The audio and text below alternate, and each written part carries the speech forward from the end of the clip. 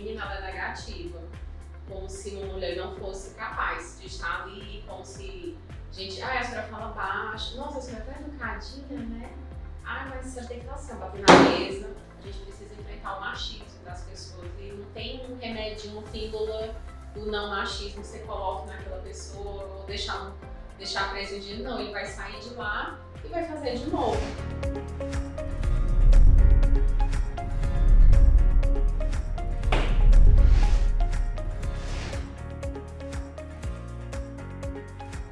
Eu queria saber, já que a gente vai falar hoje sobre violência doméstica, né, familiar, um assunto que a doutora domina tanto, mas eu queria saber dela como é que a senhora se interessou, doutora, por esse tema.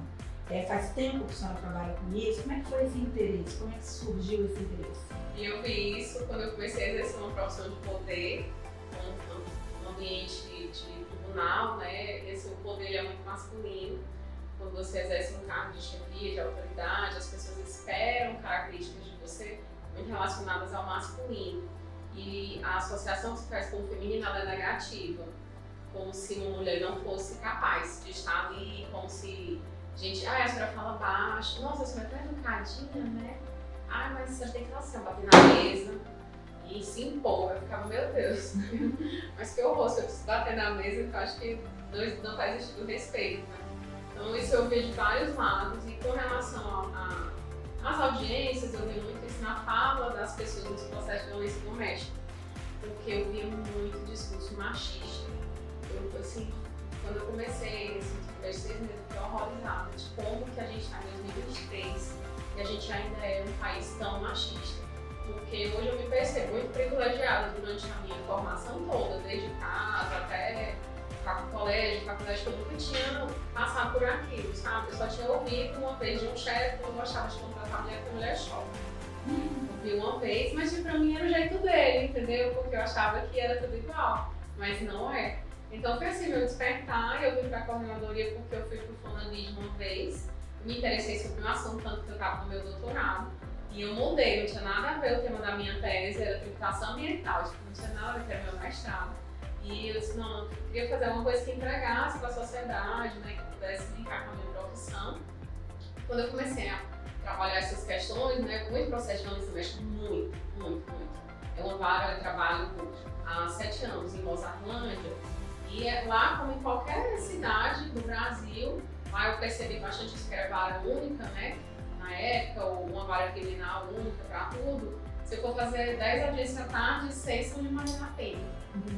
Então, mas isso é o padrão, não é só lá, entendeu? Então eu percebi. Nós estamos num estado rural, né, doutora, com bases rurais, né? Nossa formação, ela é ainda hoje muito tradicionalista, né, muito patriarcal.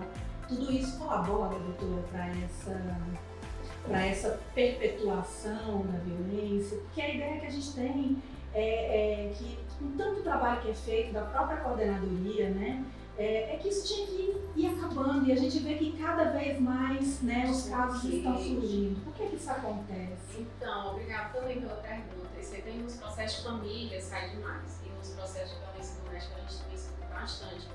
São discursos assim, de associação da mulher aos papéis de esposa, de mãe, de fazedora de comida, lavadora de vasilha, e o homem ele não tem obrigação com aquilo ali.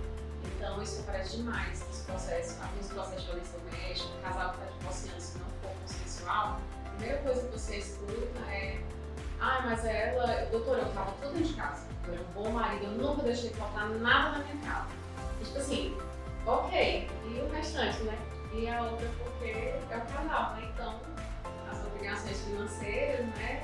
Ok, a família, mas e todo o restante, né? Mas o discurso do homem é muito esse da mulher também. A mulher que sofre violência doméstica, ou a mulher que está passando por um divórcio complicado, enfim, nesses casos a gente encontra o problema, né? Encontra o machismo. Aí ela fala muito assim: não, doutora, eu não quero que a senhora faça nada, porque ele não tem um bom marido, ele não deixa faltar nada lá na minha casa. Não quero que faça nada, mas eu queria tirar isso aqui porque ele é uma pessoa tão boa, doutora. É só quando, aí tem muito isso também, é só quando ele bebe, esse gatilho da bebida. Aí o problema é que bebe toda semana, né? Se fosse uma vez no ano, ok, mas não, né? Costuma ser o lazer daquelas pessoas.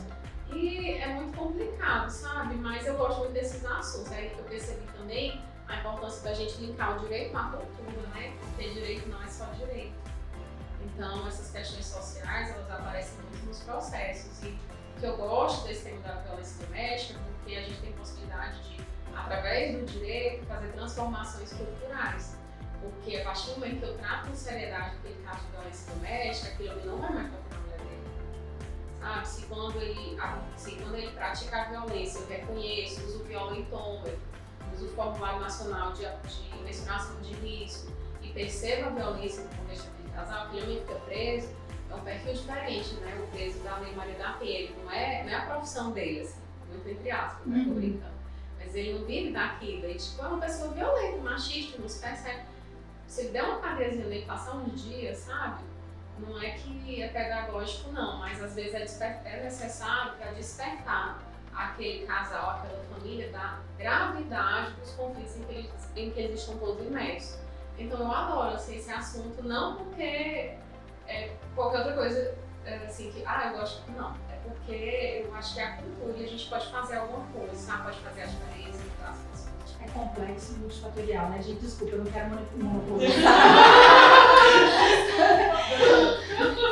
Nesse sentido, a gente também tem essa iniciativa do Tribunal de Justiça também, que é também uma parceria com a Prefeitura de Goiânia, que é os grupos reflexivos, né? Assim, essa ideia de transformação da sociedade, com educação, inclusive com condenações, né? Para pagar as cestas básicas e tudo mais, são formas da gente educar a sociedade, né? E fazer justiça. Me fala um pouquinho como tem sido essa experiência dos grupos reflexivos. Então, os grupos reflexivos, eles existem hoje uma recomendação do Conselho Nacional de Justiça e é um movimento que está acontecendo em todo o Judiciário Nacional. Inclusive, no final do ano passado, a gente na coordenadoria, tanto os magistrados como os servidores, a gente se capacitou em grupos reflexivos dentro do curso nacional, promovido pelo CNJ, pelo Fórum Nacional de Juízes de Violência Doméstica, para a gente implementar esses grupos como uma política de Estado, sabe? Mesmo algo que fica. Por quê? Porque para enfrentar a violência doméstica, a gente precisa educar. A gente precisa enfrentar o machismo das pessoas. E não tem um remédio, uma pílula do não machismo que você coloca naquela pessoa ou deixar preso um dia. Não, ele vai sair de lá e vai fazer de novo. Se a gente não der uma ferramenta diferente para ele, perceber a vida dele de uma forma diferente. Então, os grupos reflexivos existem nos processos de medidas protetivas de urgência, o juiz já pode.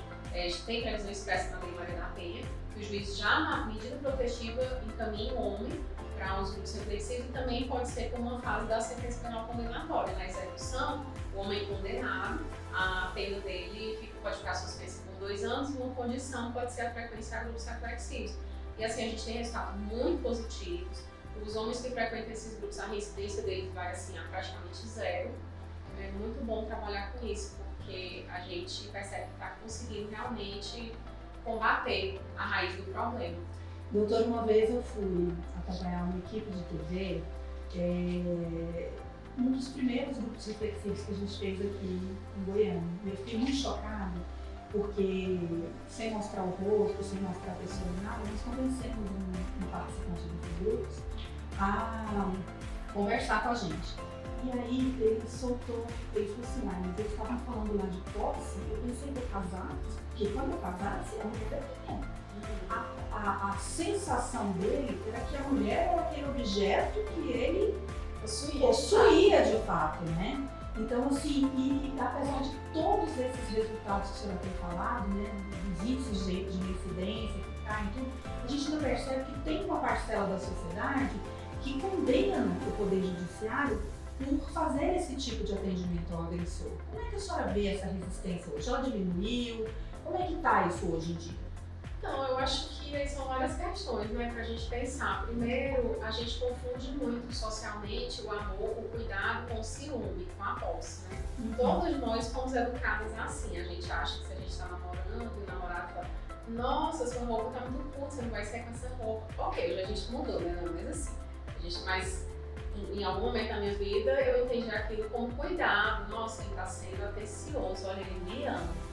E não é, né? Hoje a gente sabe, a gente vai se conscientizando e percebe que isso é um tipo de violência, né? O controle está dentro do violentômetro, então é um nível de violência que você precisa ter atenção. E sobre os demais caminhos, que eu até esqueci um pouco. A gente estava falando sobre a resistência que uma parcela da sociedade tem ainda com o discurso. Essa é uma questão geral do direito penal, né? A gente confunde muito, a gente associa, todos nós, processo criminal à cadeia. Então, se não tem cadeia, é porque houve impunidade. E, na verdade, até internacionalmente, não é assim.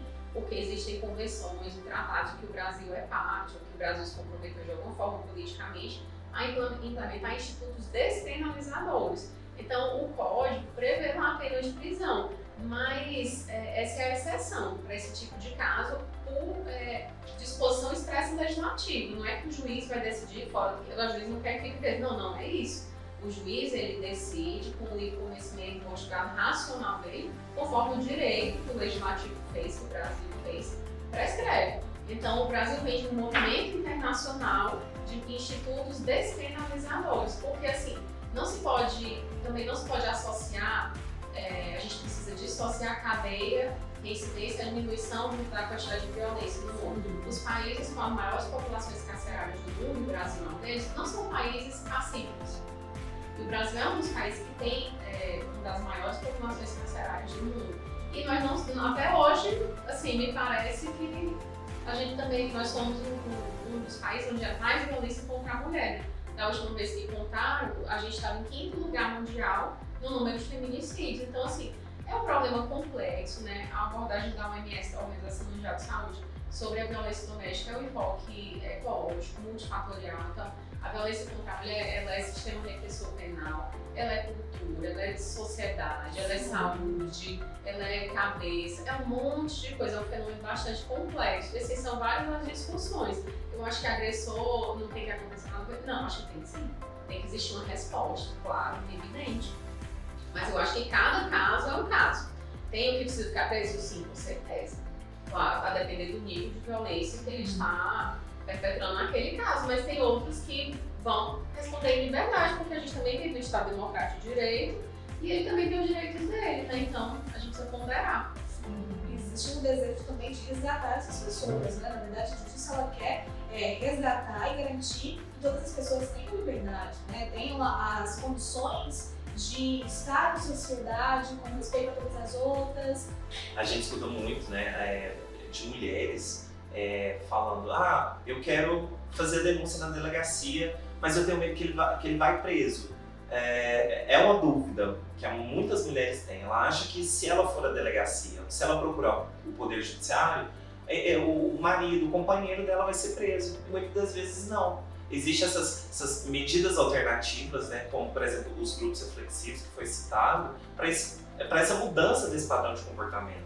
Então, assim, os grupos reflexivos hoje, pegando gancho, voltando, né, muda o padrão de cultura e pensamento desses homens, né, faz com que eles reflitam sobre a questão de sexismo, de equidade de gênero, do patriarcado, né, e Goiás, no modo geral, a gente tem muito essa cultura provincial, né, nós temos muito isso.